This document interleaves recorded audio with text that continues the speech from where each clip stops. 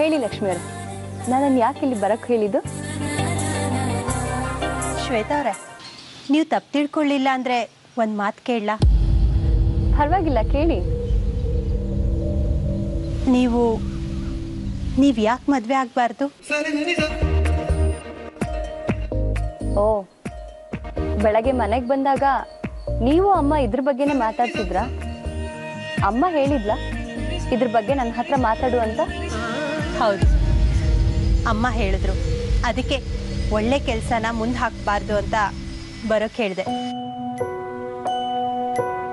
ಇಲ್ಲ ಲಕ್ಷ್ಮಿ ಅವರು, ನನಗೆ ಮದುವೆ ಆಗೋಕೆ ಇಷ್ಟ ಇಲ್ಲ. ಹಾಗಿದ್ದಿದ್ರೆ ಅಮ್ಮ ಹೇಳ್ದಾಗ್ಲೇ ಆಗ್ತಿದ್ದೆ. ಯಾಕೆ ಶ್ವೇತಾ ಅವರೇ? ಮದುವೆ ಅಂದರೆ ಹೊಂದಾಣಿಕೆ. ಅದಕ್ಕೆ ದೊಡ್ಡವ್ರು ಹೇಳೋದು ಮದುವೆ ಆಗಬೇಕು ಅಂತ. ಲಕ್ಷ್ಮಿ ಅವರೇ, ಜೀವನದಲ್ಲಿ ಮದುವೆನೇ ಇಂಪಾರ್ಟೆಂಟ್ ಅಲ್ಲ. ಬೇರೆಯವ್ರ ಜೀವನನ ನಮ್ಮ ಜೀವನ ಅಂತ ಒಪ್ಕೊಂಡು ಬದುಕೋಕ್ಕಾಗಲ್ಲ. ಅದು ಮತ್ತೊಬ್ಬರ ಜೀವನ ಅಲ್ಲ ಶ್ವೇತಾ ಅವರೇ. ಮದುವೆ ಆದಮೇಲೆ ಅದು ನಮ್ಮ ಜೀವನ ಅಂತ ಅನಿಸ್ಕೊಳತ್ತೆ. ಲಕ್ಷ್ಮಿ, ನೀವು ಸುಖವಾಗಿ ಸಂಸಾರ ಮಾಡ್ಕೊಂಡಿದ್ದೀರ, ಒಳ್ಳೆ ಗಂಡ, ಮನೆ, ಮಕ್ಕಳು. ಅದಕ್ಕೆ ಮದುವೆ ಬಗ್ಗೆ ಇಷ್ಟೊಂದು ಪಾಸಿಟಿವ್ ಆಗಿ ಮಾತಾಡ್ತಿದ್ದೀರ. ಬಹುಶಃ ಸಂಸಾರದ ಇನ್ನೊಂದು ಮುಖ ನೀವು ನೋಡಿಲ್ಲ ಅನ್ಸುತ್ತೆ. ನೀವು ನೋಡಿದ್ದೀರಾ?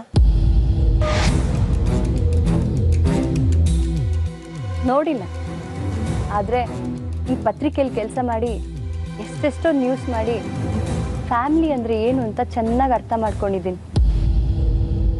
ಲಕ್ಷ್ಮಿ ಅವರೇ, ನಾನು ಚಿಕ್ಕವಳಿದ್ದಾಗಲೇ ಅಪ್ಪನ ಕಳ್ಕೊಂಡು, ಆಗ ಅಮ್ಮನಿಗೆ ವಿದ್ವೆ ಅನ್ನೋ ಪಟ್ಟ ಕಟ್ಟೋದು.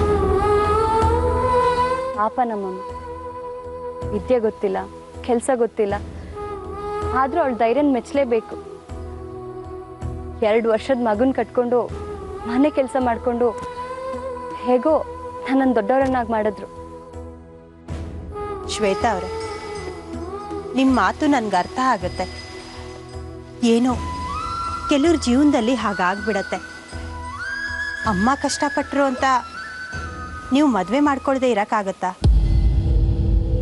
ಆದರೆ ಜೀವನ ನನಗೆ ಕಲಿಸಿರೋದು ಬೇರೆನೇ ಪಾಠ ಲಕ್ಷ್ಮಿ ಅವರೇ. ಅಪ್ಪ ತೀರ್ಕೊಂಡಾಗ ಅಮ್ಮನಿಗಿನ್ನೂ ಚಿಕ್ಕ ವಯಸ್ಸು.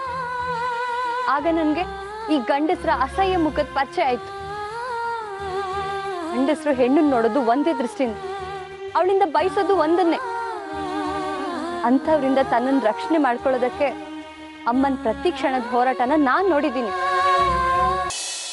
ಬೇಕಾಗಿಲ್ಲ ನನ್ಗಂಥ ಮದ್ವೆ.